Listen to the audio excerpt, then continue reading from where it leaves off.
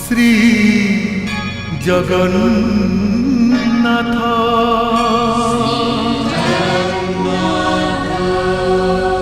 शबर राजा विश्वाबसुंकर झियो सांग मानक सहित नदी रे जल क्रीड़ा करुवा बेले गोड़ खसी जाई बुड़ी जाउथिला। आउ एई समय रे एई दुर्घटना विद्यापति महाशयଙ୍କ आखिरे पड़िला। से जलरू कन्याटी को उद्धार कले। आउ तापरे ललिता को विवाह करिया पई तांकु बाध्य करागला। मोर कहीं आज विद्यापति को सहित साक्षात करिया पई भारी इच्छा होउछि। दिवाकरंकर कहवा कथा जदि सत्य होता ताहले मु कहिबी विद्यापति जने आश्चर्य ब्राह्मण। विदाय ललिता, मो भूल करुछि कि ठीक करुछि मु निजे भी जानिनी। प्रभु नीलमाधव को दर्शन करिवा परठु मोर समस्त कर्म तांको पाद तले समर्पण करि दैछि। आ आज जहा करबा को जाउछि से भी मो कर्म मानक भितर गोटिए। मते जीवा को हब ललिता, आउ केबे देखा हब कि नहीं मु जानिनी, किंतु किंतु तमे मोर सबुदिन मने रहिबा। राति रे सोइथिला बेले से केते बेले उठी चली जाइचंती। घर भितरे तांकर खंडा नहीं कि मुकुट भी नहीं। मो कथा सुनो जेमादी, मु तुमको कथा दउची से जदि फेरिकी आसीबेनी ताहले मु जाई तांको नहीं आसीबे। खाली एति कहबी महाराज, से आसीबे, निश्चय आसीबे।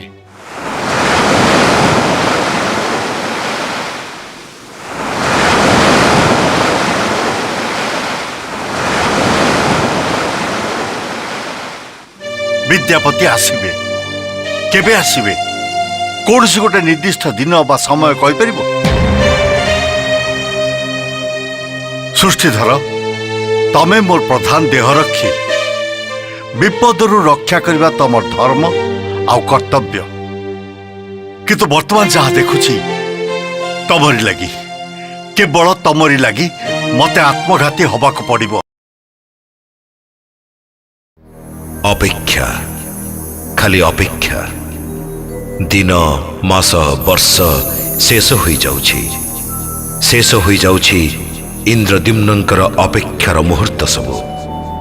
सृष्टिधर कहिथिले विद्यापति फेरी आसिबे। केबे आसिबे से?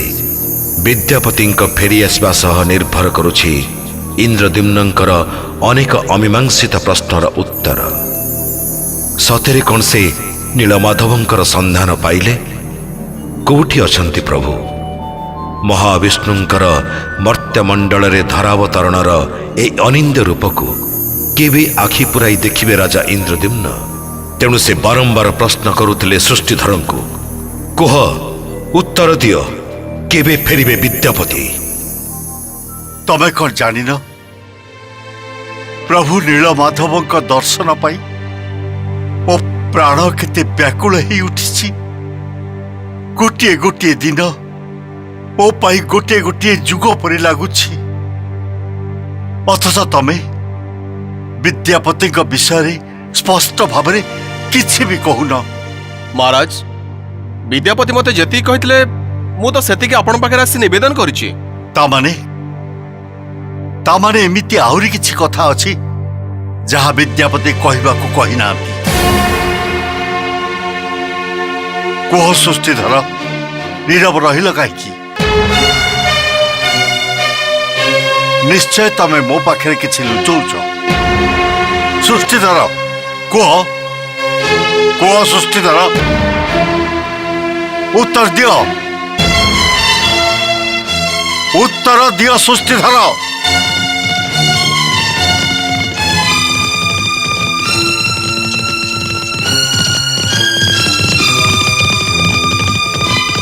को सृष्टिधर, ये राजार आदेश किछि घटना लुचेबा अपराध रे ତୁମକୁ କଠୋରରୁ କଠୋର ଦଣ୍ଡ ମିଳିପାରେ। ଦୁଷ୍ଟତା ମାର୍ଜନା କରିବେ ମହାରାଜ।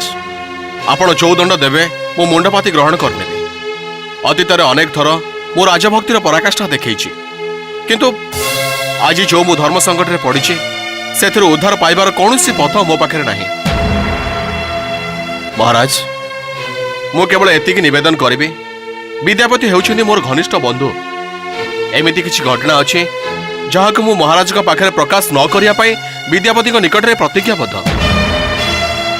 ଆପଣ କୁହନ୍ତୁ ମହାରାଜ, ମୁଁ କଣ ସେ ପ୍ରତିଜ୍ଞା ଭଙ୍ଗ କରିପାରିବି? ଏକଥା କହି ତମେ ମତେ ଆହୁରି ଉତ୍କଣ୍ଠିତ କରିଦେଲ ସୃଷ୍ଟିଧର। କିନ୍ତୁ ଗୋଟାଏ କଥା ମନେ ରଖ, ମୋ ଆଗରେ ସତ୍ୟ ପ୍ରକାଶ କଲେ ମୁଁ ଯେତିକି କ୍ଷମାଶୀଳ, ମିଥ୍ୟାର ଆଶ୍ରୟ ନେଲେ ମୁଁ ସେତିକି ନିଷ୍ଠୁର। ମୁଁ ପ୍ରଭୁ ନୀଳମାଧବଙ୍କ ପାଖରେ ସମର୍ପିତ ପ୍ରାଣ। କୌଣସି ଘଟଣା କି ଦୁର୍ଘଟଣା ମତେ ବିଚଳିତ କରିପାରିବ ନାହିଁ। ବିଦ୍ୟାପତିଙ୍କ ପାଇଁ ମୁଁ ଏପର୍ଯ୍ୟନ୍ତ ପ୍ରଭୁ ନୀଳମାଧବଙ୍କ ପାଖରେ ପହଞ୍ଚି ପାରିନି। ବିଦ୍ୟାପତିଙ୍କର କ'ଣ ଘଟିଛି ମୋର ଶୁଣିବାରେ ଆଗ୍ରହ ନାହିଁ, କିନ୍ତୁ ସେ ଯଦି ପ୍ରଭୁ ନୀଳମାଧବ ପାଖରେ ପହଞ୍ଚିବାରେ ପ୍ରତିବନ୍ଧକ ହେଇଥାନ୍ତି ତାହେଲେ ମୁଁ ସେଟା କଦାପି ସହ୍ୟ କରିପାରିବିନି। ଆଉ ତମେ ସେ ଘଟଣା ଲୁଚେଇଥିବାରୁ ମୋ ପାଖରୁ ଦଣ୍ଡ ପାଇବା ପାଇଁ ପ୍ରସ୍ତୁତ ହୁଅ। ତମର ଦଣ୍ଡ ହେଉଛି ଅବନ୍ତୀ ଅଧିପତି ମହାରାଜ ଇନ୍ଦ୍ରଦମ୍ନଙ୍କର ଜୟ।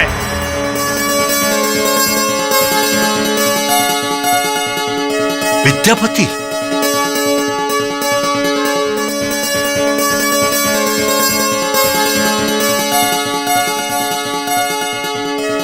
ପ୍ରଣାମ ମହାରାଜ। ଆସିଗଲ, ତମେ ଆସିଗଲ ବିଦ୍ୟାପତି। ହଁ ମହାରାଜ, ଅବଶେଷରେ ମୋତେ ଦିଆଯାଇଥିବା ଦାୟିତ୍ୱକୁ ସମ୍ପୂର୍ଣ୍ଣ କରି ମୁଁ ଆସିଲି। ଓଃ ବିଦ୍ୟାପତି, ମୋର ଏତେ ଦିନର ଉତ୍କଣ୍ଠିତ ଅପେକ୍ଷାକୁ ଶେଷ କରି ତମେ ଆସି ମୋ ପାଖରେ ପହଞ୍ଚିଗଲ। ଆସ ଆସ ବିଦ୍ୟାପତି, ମୁଁ ତମକୁ ଟିକେ ଆଲିଙ୍ଗନ କରେ। ଆସ ଆସ ବିଦ୍ୟାପତି, ଆସ। ତମକୁ ଆଲିଙ୍ଗନ କରି ଦେଖ ଦେଖ ମୋ ଶରୀର କେମିତି ରୋମାଞ୍ଚିତ ହେଇ ଉଠୁଛି। ତମେ ପ୍ରଭୁ ନୀଳମାଧବଙ୍କ ଦର୍ଶନ ପାଇ ଆସିଛ, ତାଙ୍କର ସନ୍ଧାନ ସାଙ୍ଗରେ ଆଣିଛ। ତା ପ୍ରତିବଦଳରେ ତମେ ଯାହା ଚାହିଁବ, ତମେ ଅବନ୍ତୀର ରାଜ୍ୟଭାର ଚାହିଁଲେ ବି ମୁଁ ଦବାକୁ ପ୍ରସ୍ତୁତ ଅଛି ବିଦ୍ୟାପତି। ମହାରାଜ, ଏ ଅକିଞ୍ଚନ କେବଳ ରାଜାଦେଶ ପାଳନ କରିଛି ମାତ୍ର, କିନ୍ତୁ କିନ୍ତୁ ସେଥିପାଇଁ ମନ ଭିତରେ କେତେ ଯେ ଝଡ଼ଝଞ୍ଜା ବହିଯାଇଛି। ସବୁ ସବୁ ମୁଁ ସମାଧାନ କରିଦେବି। ବିଦ୍ୟାପତି, ତମେ ମୋର ପରମ ପ୍ରିୟ।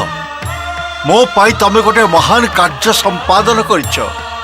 ଆଜି ତମ ପାଇଁ ମୋର ଅଦେୟ କିଛି ନାହିଁ। କିନ୍ତୁ କିନ୍ତୁ ମହାରାଜଙ୍କୁ ମୋର କିଛି ଦବାର ଅଛି, କିଛି ଅଭିଜ୍ଞାନ ଆଉ କିଛି ସନ୍ତକ। କଣ ସିଏ? ଶୀଘ୍ର ପ୍ରକାଶ କର ବିଦ୍ୟାପତି, ଶୀଘ୍ର ପ୍ରକାଶ କର।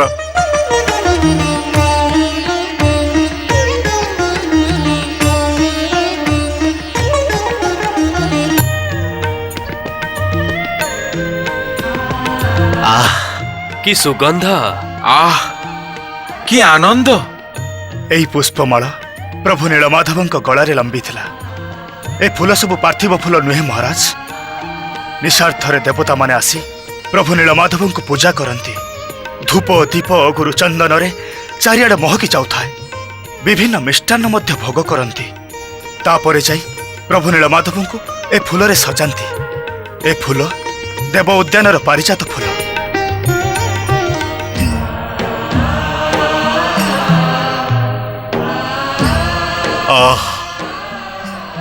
କି ତୃପ୍ତି! ନୀଳମାଧବଙ୍କର ଦେହ ଲାଗି ମାଳ ଛୁଇଁଲା ମାତ୍ରେ ମୁଁ ଅନୁଭବ କରୁଛି ମୁଁ ଯେମିତି ପ୍ରଭୁ ନୀଳମାଧବଙ୍କର ସ୍ପର୍ଶ ପାଇଛି। ଏ ଫୁଲ ସବୁ ଦେଖନ୍ତୁ ମହାରାଜ, ସଦ୍ୟ ତୋଳାଇଥିଲା ଫୁଲ ଭଳି ଏପର୍ଯ୍ୟନ୍ତ ଏ ଫୁଲ କେମିତି ସତେଜ ଅଛି। ନୀଳମାଧବଙ୍କ ଗଳାରୁ ଆଣିବାର 1 ମାସ ବିତି ଯାଇଥିଲେ ବି ଏ ଫୁଲ ମଉଳି ଯାଇନି। ସବୁ ସେଇ ପ୍ରଭୁଙ୍କର ଦୟା। ଏକୁ ଗଳାରେ ଧାରଣ କରନ୍ତୁ ମହାରାଜ। ଶୋକ ଓ ସନ୍ତାପ ସବୁ ନିମିଷକେ ଦୂର ହେଇଯିବ।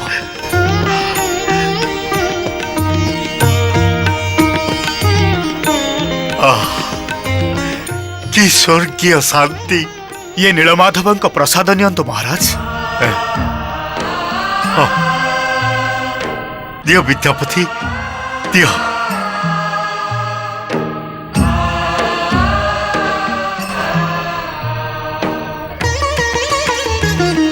विद्यापति, विद्यापति, ये प्रसाद ना अमृत। जाओ जाओ विद्यापति, ये प्रसाद को समस्त मध्य बंटन कर। जाओ। यथाज्ञा महाराज।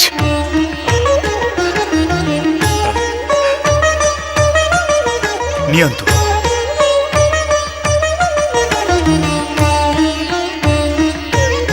मु जेतिकी पारिली सेतिकी आनिछि।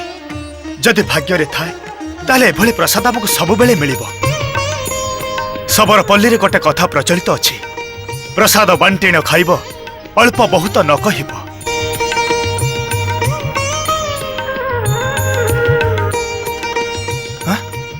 ये कौन सृष्टिधर, तुम्हें मुंड तलकू कर ठिया हैछ? महाराज को ठारो दंडादेश सुनिया पाई मो अपेक्षा करिछि। दंडादेश? ना सृष्टिधर, विद्यापति आसी पहुंचला मात्रे तम विरुद्ध रे मोर कौनसी अभियोग नहीं। तमको मु क्षमा कली। महाराज कर जय हो। वर्तमान कह विद्यापति, तमे नीलमाधव पाखे पहुंचवा रास्ता जानी सारी तो? ना महाराज। महाराज तांको आस्थान पाखकू मो आखिरे अंधपुटली बांधी मते निया जाइथिला। ताहले हताश होतु नहीं महाराज, जानिबार उपाय मो करि आछि। तांको पाखकू पहुंचबार रास्ता रे मु सोरिष बुणी दे आछि।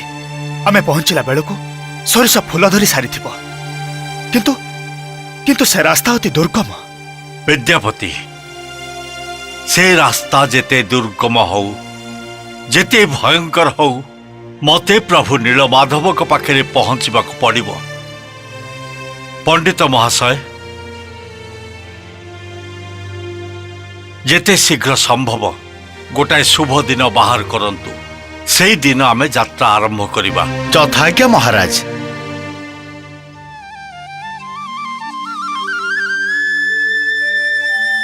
प्रभु नीलमाधवंकर ए दुर्लभ भोग सेवाकर रानी विद्यापति को कहवा अनुसार देवता माने राति आसी प्रभु नीलमाधवंकर पूजा करती एवं भोग समर्पण करती। एभली देवभोग सेवा करिबा भाग्य थिले मिले देवी गुंडीचा।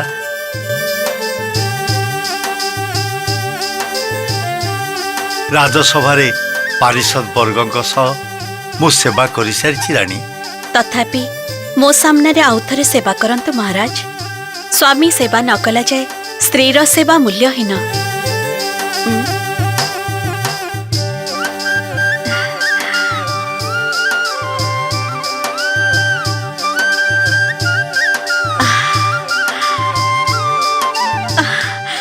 कि अपूर्व ये स्वाद, मो जीवन काल भितरे एपरी स्वाद मु केबे भी चाखिनी। प्रभु नीलमाधव करुणारू ए देवभोग आमे पाइछु रानी। ता छड़ा मो गलारे जो पुष्पमाल्य देखुछ से होची प्रभुंकर देह लागी माला।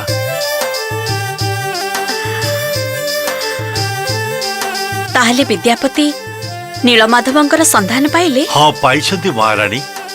खाली सेतिकी नुहे, तांको निकटू जीवा दुर्गम पथरे से सोरिष बुणी दे आछंती।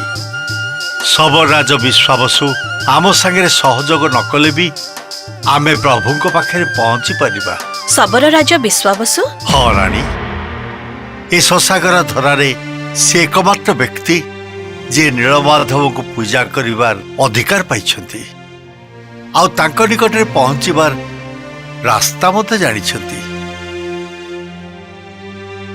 सबर राज विश्वावसु सहयोग करिवे कि ना मु जानिनी।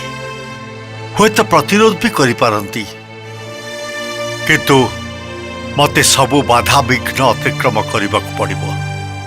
जा आसु पछे नीलमाधवंक महिमार प्रचार और प्रसार करबाकू पड़िबो।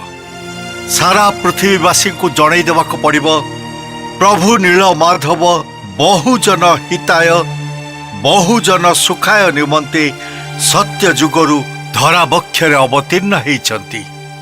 से तो इच्छामय, से निज इच्छारे गोपन रे थिले, निज इच्छारे विश्वावसु को पूजा करिबार अधिकार देथिले। पृथ्वीवासी पई प्रकाशित होबाकू चाहती, मु तो निमित्त मात्र।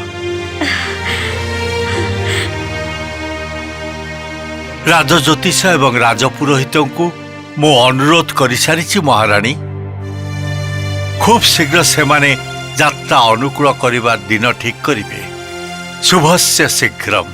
महाराज, नीलमाधव को ठाब करिबार महत्व कार्य जे संपादन कले से विद्यापति कहती।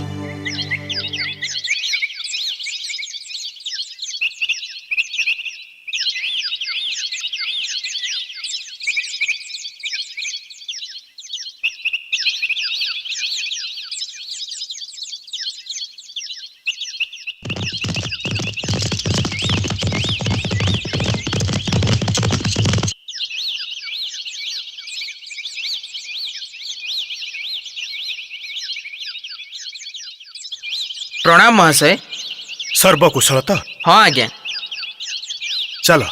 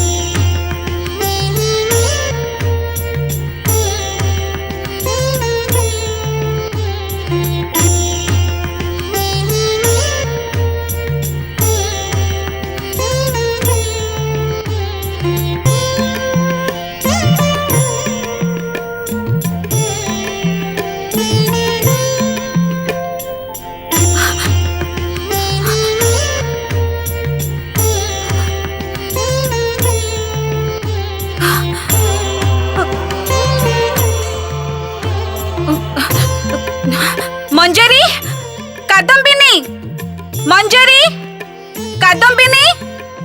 कौन है देवी? प्रणाम प्रभु। जा बंदापना थाली सजे आण। यथाज्ञा देवी।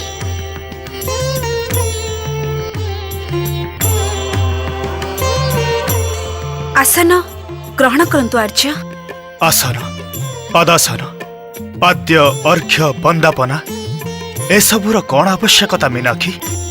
एते दिन परे आपण गृह को प्रत्यावर्तन करिसेंती। गला बेले आपण को मने थिबो मु एमिति आपण को बंदापन करे मस्तक रे विजय टीका दे आपण को विदाय करिथिली। किंतु जेमिति भाबरे तमे मते विदाय देइथिला, मु कोन सेमिति भाबरे फेरी आसी पारिछि? स्वामी को से प्रश्न पचारिबार अहंकार मोर नाही आर्य। मु केवल एतिकी जानिछि दिने आपण जाइथिले आ आज फेरी आसीचंती। देवी,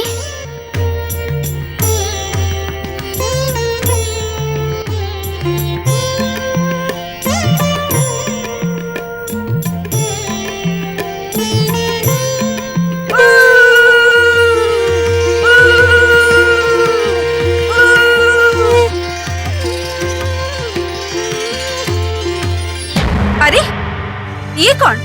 थाली रे कौन सिंदूर नहीं? सिंदूर कहीं? देवी सिंदूर? अरे द्वार से पाखरे आउ जने नवविवाहित पत्नी अपेक्षा कर रहिचंती। तांको पुनी वरण करी घर भीतर को आनिबा को पड़िबो ना नहीं? मीनाक्षी, ଆପଣ ତ ସୃଷ୍ଟିଧରଙ୍କ ହାତରେ ଖବର ପଠାଇଥିଲେ ଆର୍ଯ୍ୟ।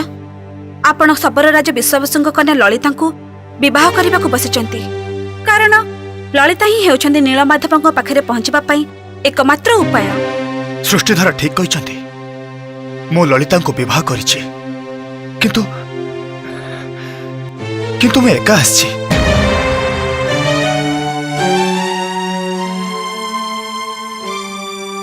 ଏବେ ତମେ ମାନେ ଯାଅ।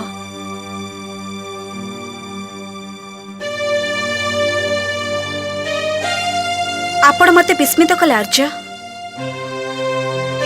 ସୃଷ୍ଟିଧରଙ୍କ ମୁହଁରୁ ଶୁଣିବା ପରେ ମୁଁ ତାଙ୍କୁ ମନେ ମନେ ମୋର ସାନ ଭଉଣୀ ହିସାବରେ ଗ୍ରହଣ କରି ନେଇଥିଲି। କି ଆଶ୍ଚର୍ଯ୍ୟ! ମୁଁ ବିବାହିତ ବୋଲି ଶୁଣିଲା ପରେ ଲଳିତା ବି ମତେ ଠିକ ଏମିତି କହିଥିଲା ଅବନ୍ତୀରେ ମୋର ଜଣେ ବଡ଼ ଭଉଣୀ ଅଛନ୍ତି। ଏପର୍ଯ୍ୟନ୍ତ ଏ କଥା ମତେ କାହିଁ କହିନଥିଲ? ଆପଣ କଣ ଉତ୍ତର ଦେଇଥିଲେ? ୟାର କଣ କିଛି ଉତ୍ତର ଥାଇ ମିନାକ୍ଷୀ? କିନ୍ତୁ ମୁଁ ତମକୁ ମିଛ କହିବିନି। ଏ କଥା କହିବା ପୂର୍ବ ମୁହୂର୍ତ୍ତ ପର୍ଯ୍ୟନ୍ତ ମୁଁ ଧରି ନେଇଥିଲି ଗୋଟିଏ ସଙ୍କଟରେ ପଡ଼ି ମୁଁ ଏ ବିବାହ କରୁଛି ବୋଲି। ତେଣୁ ତା ସହିତ ମୋର କୌଣସି ଘନିଷ୍ଠତା ନଥିଲା, କୌଣସି ଆପଣାପଣ ନଥିଲା। କିନ୍ତୁ ଏ କଥା ଶୁଣିଲା ପରେ ଲଳିତା ମୋର ନିକଟତର ହେଇଗଲା। ଆଉ ସେ ଯେତେ ନିକଟତର ହେଲା, ନୀଳମାଧବଙ୍କ ପାଖରେ ପହଞ୍ଚିବାର ବାଟ ମୋ ପାଇଁ ଆହୁରି ନିକଟତର ହେଉଥିଲା।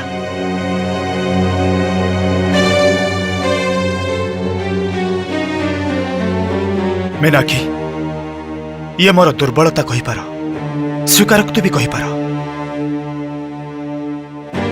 କିନ୍ତୁ ମୁଁ ତମ ପାଖରେ ସତ୍ୟ କଥା ହିଁ କହୁଛି। ଶବରପଲ୍ଲୀ ଛାଡ଼ି ଆସିଲା ବେଳେ ଆପଣଙ୍କ ସାଙ୍ଗରେ ସେ ଆସିବାକୁ ନିଶ୍ଚୟ କହିଥିବ। ଆଉ ଆପଣ ଏଇଆ ଭାବି ତାକୁ ଆଣି ନାହାନ୍ତି ଯେ ହୁଏତ ମୁଁ ତାକୁ ସହଜେ ଗ୍ରହଣ କରିନପାରେ, ଏଇଆ ନା? ନା। ନା? ତାହେଲେ ଲଳିତା ଜାଣି ନାହିଁ ମୁଁ ତାକୁ ଛାଡ଼ି ଚାଲି ଆସିଛି। କଣ କହୁଛନ୍ତି ଆପଣ? ରାତି ବଢ଼ି ଚାଲିଥିଲା। ଶବରପଲ୍ଲୀ ନିଃଶବ୍ଦ। ରାତ୍ରିରେ ପକ୍ଷୀମାନଙ୍କର କାକଳି ଭାସି ଆସୁଥିଲା। ଲଳିତା ଶୋଇପଡ଼ିଥିଲା ନିଖୋଡ଼ ନିଦରେ। ମୋ ବାହୁ ଉପରେ ତାର ମସ୍ତକ ଥିଲା।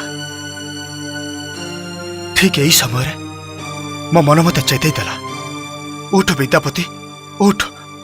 ଆଗରେ ତୋର କର୍ତ୍ତବ୍ୟ। ଏଇଟା ହେଉଛି ଉପଯୁକ୍ତ ସମୟ। ଏ ସମୟକୁ ଯଦି ହାତଛଡ଼ା କରିଦେଉ ତାହେଲେ ଆଉ କେବେ ଫେରିପାଇବୁନି। ଧୀରେ ଧୀରେ ଧୀରେ ଧୀରେ ମୁଁ ମୋ ବାହୁ ଉପରୁ ଲଳିତାର ମସ୍ତକ କାଢ଼ିଦେଲି। ପାଦ ଚିପି ଚିପି ବାହାରକୁ ଆସିଲି। ଆଉ ତାପରେ ନଦୀ ପାର ହେଇ ମୁଁ ମୋର ଅଶ୍ଵ ପବନ ପାଖରେ ପହଞ୍ଚିଲି। ଇଏ କଣ କଲେ ଆପଣ? କାହିଁକି ଏମିତି କଲେ? ଆଉ କଣ କରିଥାନ୍ତି? ଯୋଉ କାର୍ଯ୍ୟ ପାଇଁ ନିଜ ଦେଶ, ନିଜର ବିବାହିତା ପତ୍ନୀକୁ ଆଡ଼େଇ ଦେଇ ଲଳିତାକୁ ବିବାହ କରିବାକୁ ବାଧ୍ୟ ହୋଇଥିଲି, ସେଇ କାର୍ଯ୍ୟ ପାଇଁ ୟା ବ୍ୟତୀତ ଅନ୍ୟ କିଛି ଉପାୟ ନଥିଲା। ଆର୍ଯ୍ୟ, ଆପଣ ଜଣେ ବିଦ୍ୱାନ ବିଜ୍ଞ ବ୍ୟକ୍ତି। ଲଳିତା ଭଳି ଜଣେ ନିରୀହ ଝିଅ ଯେ ନିଜକୁ ଆପଣଙ୍କ ପାଖରେ ସମର୍ପଣ କରିଦେଇଥିଲା, ତା ସହିତ ଏମିତି ଅବିବେକୀ ବ୍ୟବହାର ଆପଣ କଲେ କାହିଁକି? ମୁଁ ଜାଣେ ମୁଁ ବିଶ୍ୱାସଘାତକତା କରିଛି। ଗୋଟେ ନାରୀର ହୃଦୟକୁ ଭାଙ୍ଗି ଚୋରମାର କରିଦେଇଛି। ଖାଲି ଏତିକିରେ ଶେଷ ହେଇଯାଉନି ମୀନାକ୍ଷୀ। ୟାଠାରୁ ଆହୁରି ବଡ଼ ବିଶ୍ୱାସଘାତକତାର ସମୟ ପାଖେଇ ଆସୁଛି। ଯେତେବେଳେ ମହାରାଜା ବିଶ୍ୱବସୁ ଜାଣିବେ ଶବରପଲ୍ଲୀରୁ ନୀଳମାଧବଙ୍କ ରହସ୍ୟ ନେଇ ମୁଁ ପଳାୟନ କରିଛି, ଆଉ ଯେତେବେଳେ ନିଜ ଆଖିରେ ଦେଖିବେ ମହାରାଜ ଇନ୍ଦ୍ରଦୁମ୍ନ ନୀଳମାଧବଙ୍କୁ ନେବା ପାଇଁ ସେଠାରେ ପହଞ୍ଚିଛନ୍ତି, ତମେ କୁହ ମୀନାକ୍ଷୀ, ୟାଠାରୁ ବଡ଼ ବିଶ୍ୱାସଘାତକତା ଆଉ କଣ ହେଇପାରେ? ମତେ ଅନୁମତି ଦିଅନ୍ତୁ ଆର୍ଯ୍ୟ। ମୁଁ ଉତ୍କଳରେ ସେଇ ଶବରପଲ୍ଲୀକୁ ଯିବି। ମୋର ସାନ ଭଉଣୀକୁ ମୁଁ ନିଜେ ବରଣ କରି ଆଣିବି। ଆଉ ଶବର ରାଜ ବିଶ୍ୱବସୁଙ୍କ ପାଦ ଧରି କହିବି, ଆମ ସ୍ୱାମୀକୁ କ୍ଷମା କରନ୍ତୁ ପିତା। ନା ମୀନାକ୍ଷୀ, ବହୁତ ବିଳମ୍ବ ହେଇଯାଇଛି। ସମୟ ଆମ ପାଖରୁ ସମସ୍ତ ସ୍ୱାଧୀନତା କାଢ଼ି ନେଇଛି। ମଙ୍ଗଳମ୍ ଭଗବାନ ବିଷ୍ଣୁ, ମଙ୍ଗଳମ୍ ମଧୁସୂଦନ, ମଙ୍ଗଳମ୍ ପୁଣ୍ଡରୀକାକ୍ଷ, ମଙ୍ଗଳମ୍ ଗରୁଡ଼ଧ୍ୱଜ।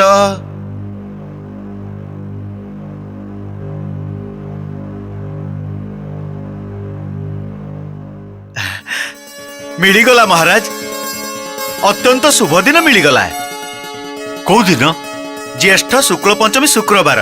ସେଦିନ ତିଥି ପୁଷ୍ୟା କର୍କଟ ବବ ନାମକ କରଣ ଆଉ ଶୁଭ ନାମକ ଯୋଗ ଆଉ ଏଇ ଦିନଟି ବୃଷ ସଂକ୍ରାନ୍ତି ଠାରୁ 12 ଦିନ ପରେ ପଡ଼ିବ। ମହାରାଜଙ୍କ ରାଶିଚକ୍ର ଅନୁସାରେ ୟା ଠାରୁ ମାହେନ୍ଦ୍ର ଯୋଗ ଆଉ ନାହିଁ। ତାମାନେ ହାତରେ ଆଉ ମାସଟିଏ ରହିଲା। ମାସଟିଏ କ'ଣ ମହାମନ୍ତ୍ରୀ, ହାତରେ ମୁହୂର୍ତ୍ତଟିଏ ବି ସମୟ ଥିଲେ ମୁଁ ନିଜକୁ ପ୍ରସ୍ତୁତ କରିଥାନ୍ତି। ମାସଟିଏ ତ ବହୁତ ଦିନ।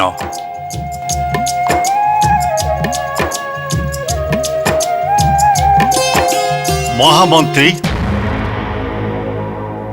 ରାଜଗୁରୁ, ସେନାପତି, ବିଦ୍ୟାପତି, ତମେ ମାନେ ସମସ୍ତେ ଶୁଣ। ମୁଁ ଏକ ଅଭିନବ ସିଦ୍ଧାନ୍ତ ନେଇଛି। କି ସିଦ୍ଧାନ୍ତ ମହାରାଜ?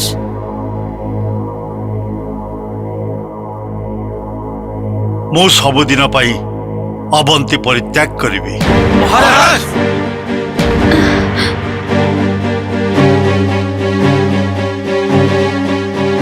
ଏଠୁ ଥରେ ଚାଲିଗଲା ପରେ ପ୍ରଭୁ ନୀଳମାଧବଙ୍କ ଆସ୍ଥାନ ଛାଡ଼ି ଫେରି ଆସିବା ମୋ ପକ୍ଷରେ ସମ୍ଭବ ନୁହେଁ।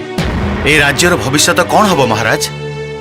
ଯଦି ସମ୍ଭବ ହୁଏ ଏଠି ଜଣେ ରାଜପ୍ରତିନିଧି ରହି ସେହି ସ୍ଥାନରୁ ମୁଁ ରାଜ୍ୟ ପରିଚାଳନା କରିବି। ମୋ ସାଙ୍ଗରେ ଯିଏ ଯିବାକୁ ଚାହିଁବେ ସେ ବି ଯାଇପାରିବେ। ବିଦ୍ୟାପତି, ସେ ସ୍ଥାନ ଉତ୍କଳ ଦେଶରେ ନା? ହଁ ମହାରାଜ, ଉତ୍କଳ ଦେଶରେ ନୀଳଗିରି ପର୍ବତ ଅବସ୍ଥିତ। ସେହି ପର୍ବତରେ ଏକ ଗୁମ୍ଫା ଅଛି। ଶବରରାଜ ବେଶବସୁଙ୍କ କହିବା ଅନୁସାରେ ସେହି ଗୁମ୍ଫାର ନାମ ବ୍ୟାଘ୍ର ଗୁମ୍ଫା। ଭିତରେ ଏକ ମଣିମୟ ବେଦୀ ଉପରେ ଇନ୍ଦ୍ର ନୀଳମଣିର ଜ୍ୟୋତି ବିକିରଣ କରି ପ୍ରଭୁ ନୀଳମାଧବ ଉଭା ହେଇଛନ୍ତି। ହେ ପ୍ରଭୁ ନୀଳମାଧବ! ସେ ଏକ ବିଚିତ୍ର ଦେଶ ମଣିମା, ଅପୂର୍ବ ଦେଶ।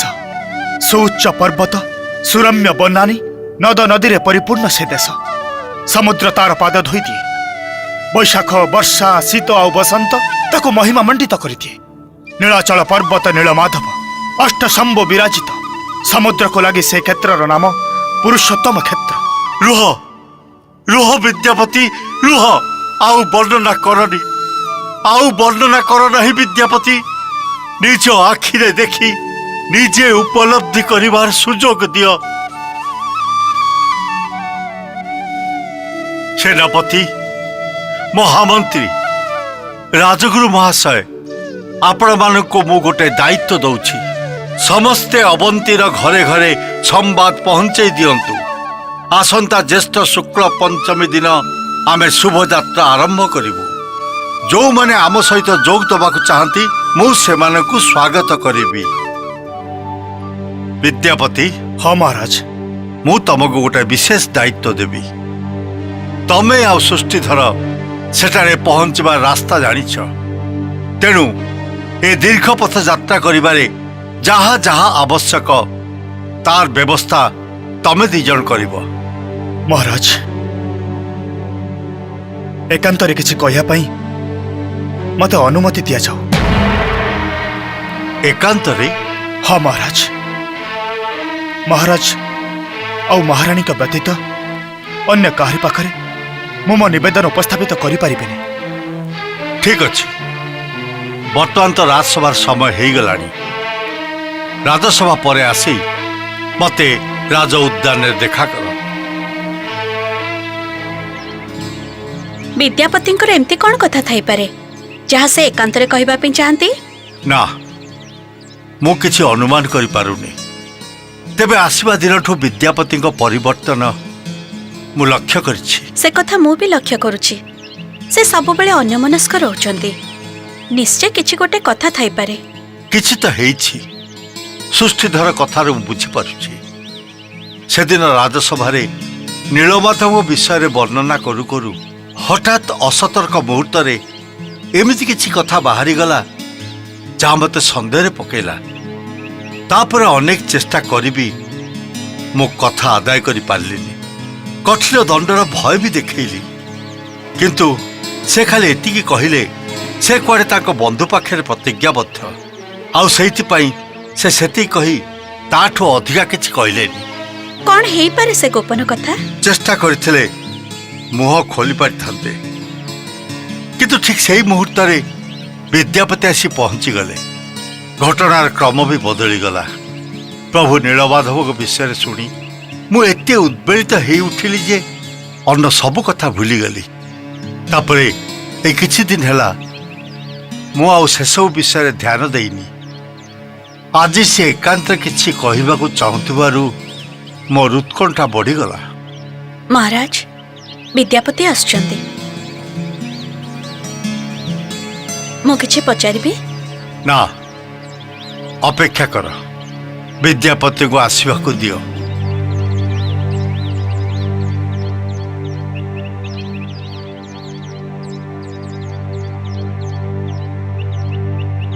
महाराज और महाराणी को मो सम्मान जनाउछि। विद्यापति, तमे मते एकांत किछि कहइबो बोली कहउथिलो ना? तमे को चाहो महाराणी वर्तमान एठू चली जिबे? महाराज, राज्यर राजा प्रजामानंक पिता परी राणी मातृ समान। माता आगरे पुत्रर कौनसी कथा गोपनीय नुहे। तेणु मु अनुरोध करुछि से मध्य एठारे उपस्थित रहिबे। उत्तम, तबे को तमे कौन कहइबाकू चाहो? प्रथमे मु साधारण कथाटा सारी दिए महाराज, जहा महाराजंक विचार उपर निर्भर करे। हाँ को? आज महाराज आम समस्त को आदेश देले प्रभु नीलमाधव को दर्शन करिया पाई एवं सेठी अवस्थान करिया पाई। तेणु अवंती नगरीर आबाल वृद्ध वनिता आपणक सहित पुरुषोत्तम क्षेत्र को जिबे। कारण अच्छे विद्यापति, तमे तो कहिथिल प्रजा माने राजा पुत्र परी। एमानकु एमिति अवस्था छाड़ी मो पुरुषोत्तम क्षेत्र को जीवी केमिति? एक कथा मु तुमको कहि दउछु विद्यापति, थरे से क्षेत्र रे पहुंचिले, थरे नीलमाधव को पादरे मुंड थापी देले, तमरे इंद्रदुम्न नामक राजा आउ फेरी आसबार कल्पना भी करिवो नै। तमे कुह कुआडे जिबे माने? महाराज, एथिपाई गोटे राजनीतिक बाधा अछि। की बाधा? नीलगिरी पर्वत एवं पुरुषोत्तम क्षेत्र उत्कल देश अवस्थित। सेठी बसवास करने को हेले उत्कल देश राजांकर अनुमति नगु पड़िबो। ता व्यतीत एते लोकंकर अवस्थान करिया पई कोनसी व्यवस्था आगुर करा जाय नै। विद्यापति जहा कहउचंती से कथा चिंता करबा उचित महाराज। तेबे यार समाधान कोन? अल्प किछि लोक नै सेठी जिबा को हबो। किछि सैन्य सामंत मध्य सांगरे जिबे। समस्त व्यवस्था करि सारला परे महाराज जदि चाहंती ताहले अवंतीर अधिवासी मानक सेठी नै जाई पारंती।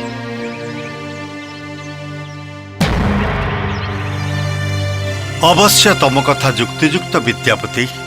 तमको दायित्व देली सांगरे किए किए जिबे एवं अवंतीर राज्यभार का हाथे न्यस्त करा जिवो तार गोटाए योजना प्रस्तुत कर। हाँ, वर्तमान कह तुमर एकांत कथाटा कौन? महाराज, एठू उत्कल देशर से सबरपल्ली पर्यंत रास्ता सृष्टिधर को जना अछि। सबरपल्लीर पश्चिम दिगरे नीलाचल पर्वत अवस्थित। सबरपल्ली को अतिक्रम करिगले नीलगिरी पर्वत पर्यंत गभीर अरण्य। से अरण्य मध्य दे पर्वत आड़ को जीवाई रास्ता अछि। पर्वतर पाददेश पहुंचला परे नीलमाधव आस्थान पाखक पथ अत्यंत दुर्गम। किंतु से पथ खोजी पाइबा पई वर्तमान किछि असुविधा हबनी। से पथ को चिन्हया पई मु सोरिष बुणी दे आछि। सोरिष गछई फूल फुटी सारिथिबो, ताकू ही अनुसरण करी नीलमाधव आस्थान पाखरे पहुंची हब। एक कथा तुमे आमको काहे कहउछ? आम सहित तुमे भी त सेठिके जाउछ? मु तामाने तमे सेठिके जीवाको इच्छा करूना? महाराज, प्रभु नीलमाधव को बारंबार दर्शन करने को किए बा इच्छा न करिबो। किंतु किंतु किंतु पुणी कौन? सबरराज विश्ववसुंकर मनर अवस्था कौन जे हेउथबो से कथा मो चिंता भी करि पारुने। राज उवास उद्यान अलिंद कक्ष हुए तो जनकर दीर्घ श्वास पूरी उठुथिबो, आखि लुहरे भिजी जाउथिबो पणत काली। पुणी पुणी कौ मोह नै मु सेठिके जिबि। विद्यापति, मुह बुला, मो आड़ को चाह। तुमे मते माता बोली स्वीकार करिछ। मु वर्तमान तुम मुहरे जंत्रणार चिन्ह देखि पारुछि। मु तुमको मातार अधिकार नहीं पचारुछि। तुमे किछि भूल करिछ, अपराध करिछ, राजा देश पालन करबा को जे किछि अन्याय करिछ, अविवेक काम करिछ। विश्वासघातकता करिछ माता। मो विश्वासघातकता करिछ। विद्यापति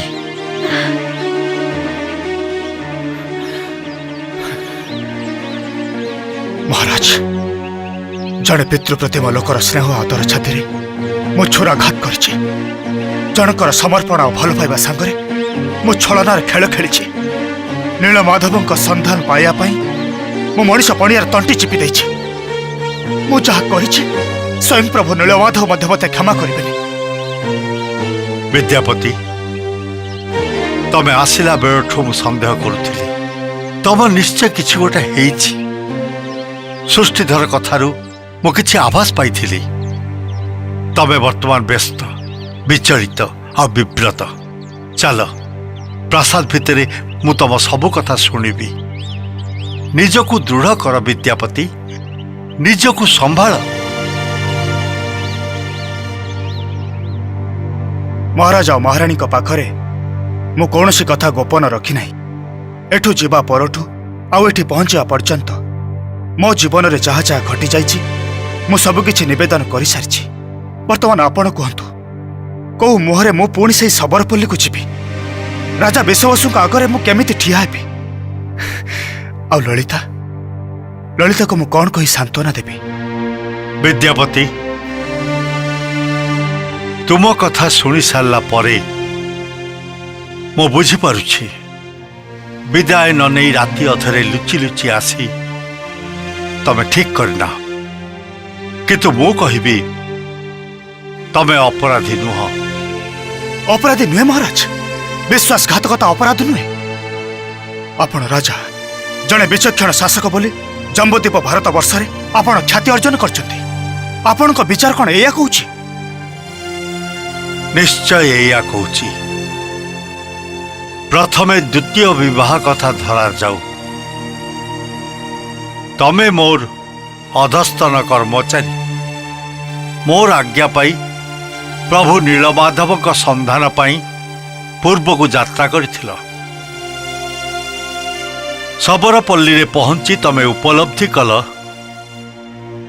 ललिता को विवाह न कले प्रभु नीलमाधव का दर्शन आउ तांको पाखे पहुंचबार पथ तुम्हें पाई परिबने। एथिरे तमे केवल तमर कर्तव्य पालन करिछ। ना महाराज, खाली कर्तव्य पालन करिछि बोली कही मु मो विवेक सांगरे खेली पारिबिनी। मु स्वीकार करुछि कौनसी एक अजणा मुहूर्त मु ललिता प्रति दुर्बल ही पड़िथिली। आ ए कथा भी स्वीकार करुछि से दुर्बलता मोर एबे भी अछि। विद्यापति तुम्हारा प्रथम स्त्री एक कथा जानिछंती? हाँ महाराणी, सृष्टिधर आसिला बेले मु तांको हाथ रे संवाद पठेइथिली। ए संवाद से किपरि भाबे ग्रहण कले? मु आसिला परे जहा जानिबा को पाइछि से मोर द्वितीय विवाह घटना को ग्रहण करि नैछन्ती। खाली सेतिकी नुहे, से ललिता को सान भौणीर स्नेह देवे बोली मो पाखरे प्रतिज्ञा करिछन्ती। से दिगरु जहाँ भी अपराध संभावना थिला सी भी कटिगला। वर्तमान तमर द्वितीय अपराध कथा विचार करा जाऊ। विद्यापति तमे जड़े विद्वान पंडित मते कहल विश्वासघातकता काहाकू कहा जाए?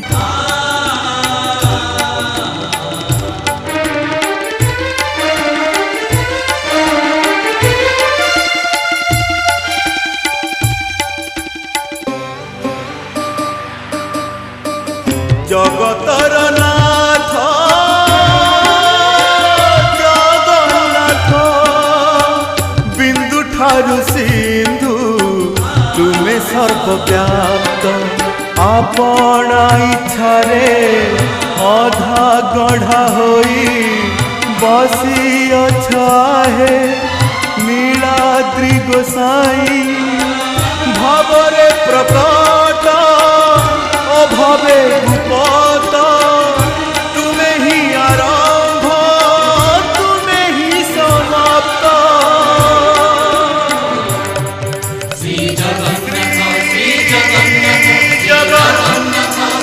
सखी